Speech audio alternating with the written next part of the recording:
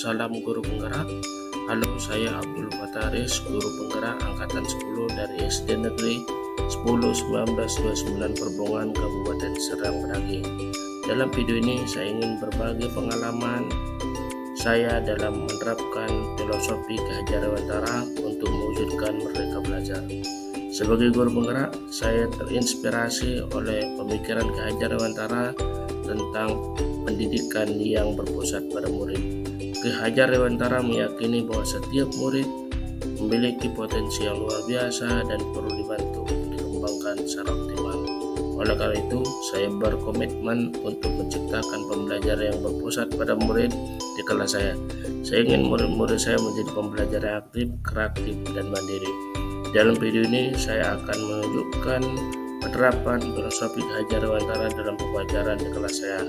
Saya harap video ini dapat menginspirasi guru-guru lain untuk menjadi guru penggerak dan bersama-sama mewujudkan pendidikan yang memerdekakan murid.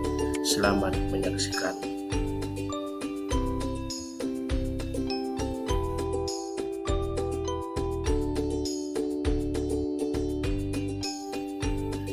Pemikiran Ki Hajar Dewantara tentang pendidikan tertuang dalam filosofi Tupuri Handayani. Filosofi ini menekankan peran guru sebagai penuntun, pendorong, dan pemberi semangat bagi siswa dalam proses belajarnya. Guru tidak hanya memberikan materi pelajaran, tetapi juga membantu siswa untuk mengembangkan potensi diri dan karakternya. Setelah mempelajari modul 1.1, saya merasa terinspirasi oleh pemikiran Ki Hajar Dewantara tentang pendidikan. Saya menyadari bahwa selama ini saya belum sepenuhnya menerapkan filosofi Tupuri Handayani dalam pembelajaran pendidikan agama Islam. Saya masih sering terpaku pada penyampaian materi pelajaran dan kurang memberikan perhatian pada pengembangan potensi diri dan karakter siswa. Ide dan gagasan yang muncul saat proses perubahan. Yang pertama, menggunakan permainan edukatif untuk mempelajari materi agama. Yang kedua, memberikan kesempatan kepada siswa berpendapat dalam melakukan diskusi. Yang ketiga, membuat lingkungan belajar yang lebih kondusif. Yang keempat, merubah pola pikir dari pembelajaran menuntut pengetahuan siswa menjadi menuntut. Dan kelima, meningkatkan penumbuhan budi pekerti. Aksi nyata, saya terlebih dahulu merumuskan tujuan, manfaat, dan target yang ingin dicapai. Tujuan aksi nyata ini adalah untuk meningkatkan motivasi dan keaktifan belajar siswa dalam mata pelajaran pendidikan agama Islam. Manfaat dan harapan dari aksi nyata ini adalah murid menjadi lebih aktif dan kreatif dalam pembelajaran, lebih mudah memahami materi pelajaran, dan lebih termotivasi untuk belajar.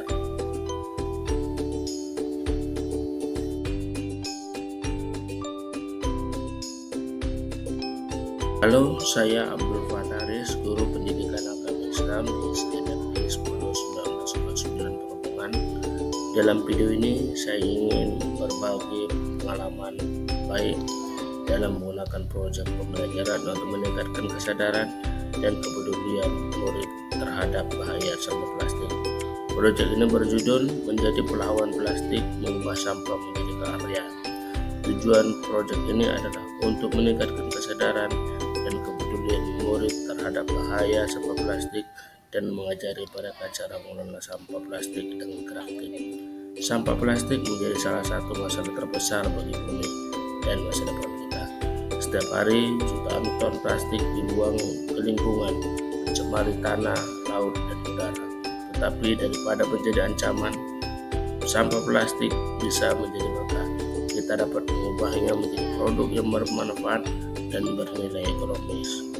Video ini akan menunjukkan kepada Anda bagaimana kami mengubah sampah plastik menjadi berkah. Dalam pelaksanaan proyek, murid-murid sangat antusias dan kreatif. Mereka belajar dengan senang hati dan menghasilkan karya seni yang indah dan bermanfaat. Beberapa contoh karya seni yang dibuat oleh murid adalah vas bunga, botol plastik bekas, celengan dari botol plastik bekas, dan tempat bensin dari botol plastik bekas.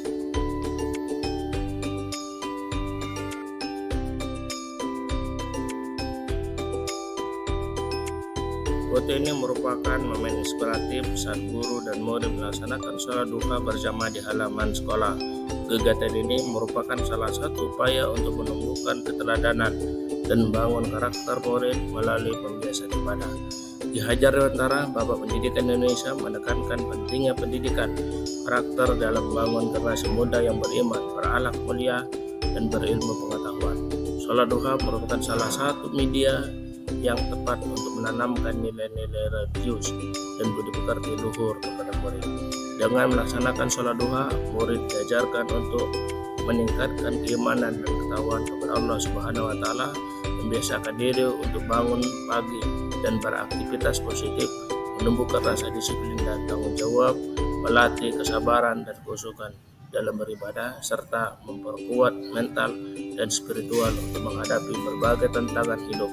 Kegiatan sholat duha berjamaah juga menjadi sarana untuk membangun hubungan yang harmonis antara guru dan murid, menjadi teladan bagi murid dalam hal ketaatan kepada Allah Subhanahu wa Ta'ala dan komitmen dalam menjalankan ibadah. Melalui pembiasaan ibadah seperti sholat duha, diharapkan murid-murid dapat tumbuh menjadi insan kamil yang beriman, berakhlak mulia, dan berilmu pengetahuan. Generasi muda yang siap membangun bangsa dan negara dengan penuh dedikasi dan integritas.